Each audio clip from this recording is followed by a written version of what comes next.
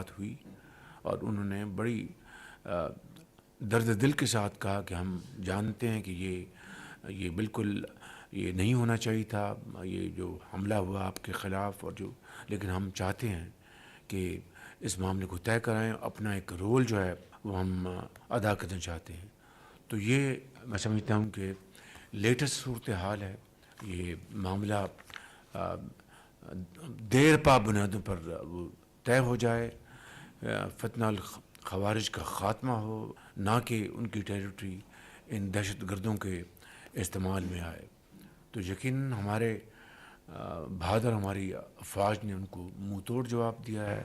ایک مرتبہ پھر جو ہمارے سپہ سالار ہیں فیلڈ مارشل سعید عاصم منیر، ان کی لیڈرشپ میں یہ ہم نے ان کو منہ توڑ جواب دیا، جو ضروری تھا۔ کہ میں آپ کو پچھلی کابینہ کی میٹنگ میں بتا چکا ہوں کہ جو جنازے ہم نے پڑھے وہاں پر ان شہیدوں کے جو ورثاء ہیں، ان کے والدین تھے وہاں پر، ان کی بیٹے بیٹیاں وہاں پر موجود تھیں، اور ان کے والد، ان کی والدہ مجھے کہہ رہے تھے کہ وزیر اعظم ہمیں فخر ہے کہ ہمارے بیٹوں نے اس ملک کے لیے قربانی دی ہے، لیکن آپ ان کو جو یہ تشدد کر رہے ہیں اور پاکستان پر حملہ آور ہیں دہشت گرد، ان کا خاتمہ کرنا انتہائی ضروری ہے۔ اور وہ درد دل سے یہ بات کر رہے تھے، یہ پوری قوم کی آواز تھی۔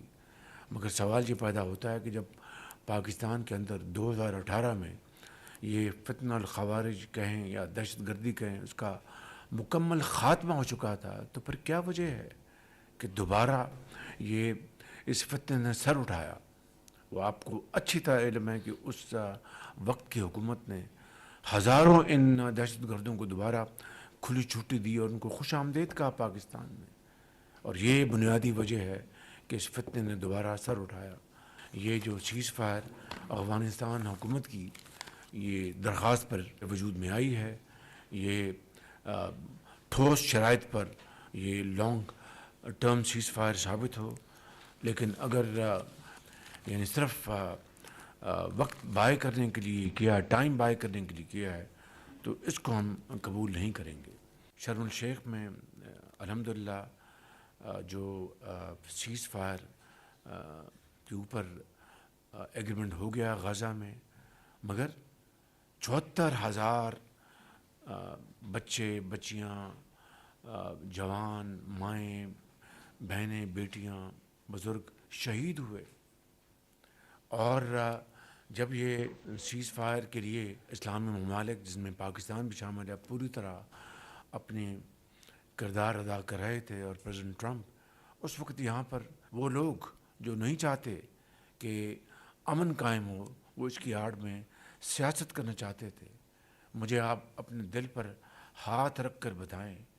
کہ نومولود بچے شہید ہو رہے تھے، ان کا خون بہہ رہا تھا غزہ کی گلیوں اور محلوں میں، ہسپتالوں میں ان کو شہید کیا جا رہا تھا، اسکولوں میں، ہر جگہ ان کو نشانہ بنایا جا رہا تھا۔ اس وقت یہ کہاں تھے؟ میں پوچھتا ہوں کہ آپ سب اپنے آپ کو ان کی جگہ پر اگر رکھیں تو کیا آپ اللہ تعالیٰ کی مدد کو نہیں پکاریں گے کہ یا اللہ یہ کیا ظلم ہے کہ میرے لیفٹ دائیں بائیں بچے اور بچیاں شہید ہو رہے ہیں، ان کو کوئی بچانے والا نہیں؟ یہ جاتے جا کے اوپر جنگ بند کروا لیتے، جنگ رکوا لیتے، وہ خون جو بہہ رہا تھا اس کو بچا لیتے، اس کو رکوا لیتے، تو ہم سب ان کو سلام کرتے۔ مگر اس کی آڑ میں سیاست کرنا، یہ کہاں کا اصول ہے؟ یہ کہاں کا انصاف ہے؟ یہ کہاں کا اسلام ہے؟ یہ کہاں کی برادری ہے؟ یہ کہاں کی بھائی چارہ ہے؟ تو میں سمجھتا ہوں کہ آج اگر وہاں پر خون بہنا بند ہو گیا ہے تو یہ بہت بڑی اچیومنٹ ہے، اور اس کے لیے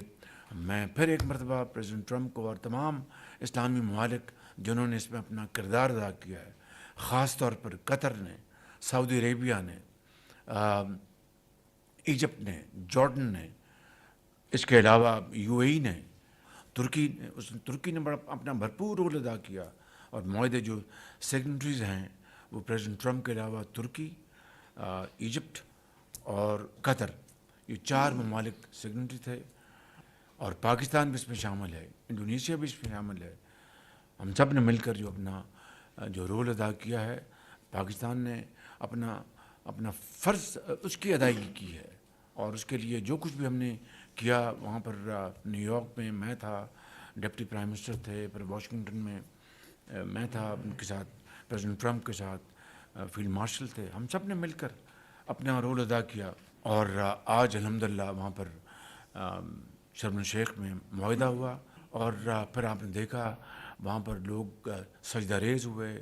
خوشیاں منائیں، بچے سڑکوں پہ نکل آئے، ان کے ہاتھوں میں جھنڈے تھے، اور مائیں ان کی آنکھوں میں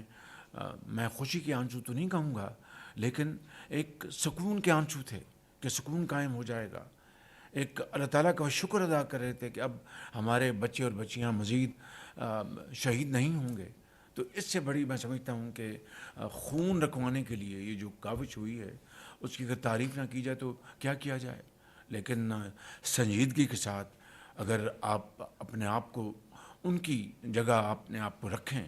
ان دیر شوز، تو آپ کو پتہ چلے گا کہ یہ جو 74,000 لوگ شہید ہوئے ہیں وہ عصر حاضر میں اس طرح کی بدترین ظلم کی اور کوئی مثال نہیں ملتی دنیا میں، دیکھتی آنکھ نے ایسا ظلم پہلے کبھی نہیں دیکھا۔ تو ہمیں اللہ تعالیٰ کے حضور شکر بجا لانا چاہیے کہ اللہ تعالیٰ کے فضل و کرم سے وہاں پر امن قائم ہوا۔ اگلے جو مراحل ہوں گے اس کے لیے پاکستان کا موقف بڑا واضح ہے، فلسطین کی ریاست قائم ہونی چاہیے، اور فلسطینی بھائیوں اور بہنوں کو ان کا حق UN کی قراردادوں کے مطابق ملنا چاہیے۔ اس کے لیے پاکستان نے ہمیشہ آواز اٹھائی ہے، اور انشاءاللہ جب تک کہ وہ اپنا ان کو نہیں ان کا حق مل جاتا آواز اٹھاتے رہیں گے۔ اسی طرح اپنے کشمیری بھائیوں اور بہنوں کے لیے بھی پاکستان نے ہمیشہ آواز اٹھائی اور انشاءاللہ آواز اٹھاتا رہے گا۔ IMF کا الحمدللہ سٹاف لیول ایگریمنٹ ہو گیا۔ میں شکریہ ادا کرنا چاہتا ہوں اپنی ٹیم کا، منسٹر فائنانس کا، سیکرٹری فائنانس کا، اور درجہ بدرجہ تمام ہماری منسٹریز جو ہیں جنہوں نے اس کے لیے دن رات کام کیا ہے، کوشش کی ہے، ان کا بھی میں شکریہ ادا کرنا چاہتا ہوں کہ سٹاف لیول ایگریمنٹ ہو گیا، اور اب انشاءاللہ اب اگلی قسط ملے گی۔ لیکن this should be the last programme Pakistan should have ever made with IMF۔ This should be the last programme. کیا پاکستان اس لیے ہمارے سے وجود میں آیا تھا کہ ہم جو کہ حضرت قائد اعظم نے جو خواب دیکھا، ان لاکھوں شہیدوں نے جو خواب دیکھا جس کے لیے انہوں نے اپنی جانیں قربان کی کہ پاکستان وہ ملک ہوگا کہ نہ صرف اسلامی دنیا میں بلکہ اقوام عالم میں اس کا جھنڈا بلند ہوگا، اور وہ ترقی کرے گا سائنس اور ٹیکنالوجی میں، اور پاکستان کا نام ہوگا دنیا میں۔ وقت آ گیا ہے کہ ہم قرضوں سے جان چھڑائیں گے، لیکن اس کے لیے یہ کوئی اپنا آسان کام نہیں ہے، یہ بہت مشکل اور بہت ایک کٹھن مرحلہ ہے، دشوار گزار راستہ ہے، دن رات محنت کرنی ہوگی، دن رات محنت کرنی ہوگی، دن رات محنت کرنی ہوگی، تب جا کر ہم اپنا کھویا ہوا مقام حاصل کر سکتے ہیں، اور پاکستان کو یقیناً صحیح معنوں میں حضرت قائد اور اقبال کا پاکستان بنا سکتے ہیں۔ اس کے لیے محنت محنت اور محنت یہ شرط اول ہے، کوئی اس میں کسی کو غلط فہمی نہیں ہونی چاہیے۔ تو مجھے امید ہے کہ انشاءاللہ آپ سب مل کر اس میں اپنا حصہ ڈال رہے ہیں اور آگے بڑھیں گے، اور پاکستان کو یقیناً آپ اقتصادی طور پر اتنا توانا کریں گے کہ جس طرح آج مارکہ حق کے بعد پاکستان کی آواز دنیا سن رہی ہے، تو جب آپ اقتصادی طور پر آپ ترقی کریں گے تو وہ آپ کی آواز میں وزن ہوگا اور دنیا آپ کو دیکھے گی۔ Let's make this a commitment to the people of Pakistan and Allah Almighty that we will work untiringly and make Pakistan truly a livable place and a country, a state which Qaid had envisioned and for which millions gave their lives and walked thousands of miles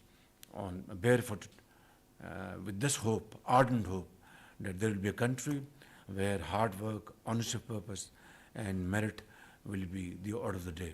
Thank you very much. بہت شکریہ۔ وزیر اعظم